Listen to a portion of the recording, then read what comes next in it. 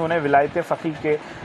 Under میں آ کے، یا یوں سمجھ لیں ولایت فقیہ کہیں کے لیے بہت اچھا ہوگا، پاکستان کے لیے ایک ایسا بت ہے یعنی جس کے انڈر میں آپ بہترین طور پر مولویوں کا کاروبار چل جاتا ہے۔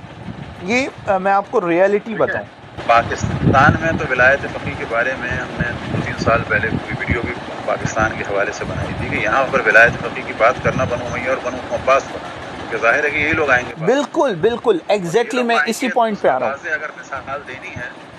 تو ان لوگوں کی مثالیں پرانی ہیں، پوری بنو امیہ کی ہے، بنو عباس کی ہے، وہ سب بالکل بالکل بالکل بالکل حقیقت ہے، یعنی اورنگزیب جو ہے وہ اہل سنت کا ایک طرح سے ولی فقیہ تھا، یاد ہے؟ بالکل صحیح کہہ رہے ہیں آپ، بالکل یہی پوائنٹ تھا میرا۔ سرہندی کی مثال ہے، بالکل سید احمد کی مثال ہے، بالکل وہ کال شہید جو ہے۔ جی جی آج کے دور میں اگر دیکھا جائے تو ان کا نظام اسلامی کا جو بہترین نمونہ ہے وہ افغانستان ہے۔ صحیح بات ہے، وہ تو ساری چیزیں الگ ہیں، یہ والا موضوع اگر علمی طریقے سے ڈسکس کرنے الگ بات ہے، جی جی لان تان کرنا الگ بات ہے۔ سر دیکھیں ہوا یہ یہاں پہ جو ترویج ہوئی ہے، میں جو ہماری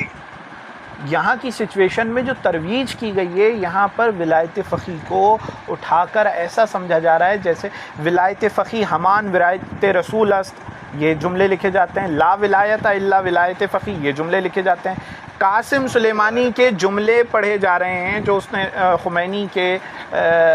کے جملے دہرائے ہیں، وہ یہ کہ حفظ این نظام برطرز وجود امام زمان است، یعنی اس نظام کی حفاظت امام زمان۔ چیزوں کو ریجیکٹ کرنا چاہیے سر یہ جان علی شاہ کاظمی کا یہ جو بھتیجا ہے، یہ اس نے زندگیاں برباد کر دی ہیں، وہ ایک نصرت بخاری ہے، اس نے برباد کر دیا ہے سب کو،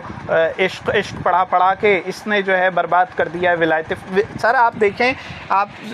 ہل جائیں، اس نے ولایت فقیہ کے معجزات پڑھے عارف جان کاظمی نے، اور کہہ رہا ہے کہ جو آج شام میں کے حالات میں روزے بچے ہیں یہ ولایت فقیہ کا معجزہ ہے۔ تو کسی نے مجھ سے پوچھا کہ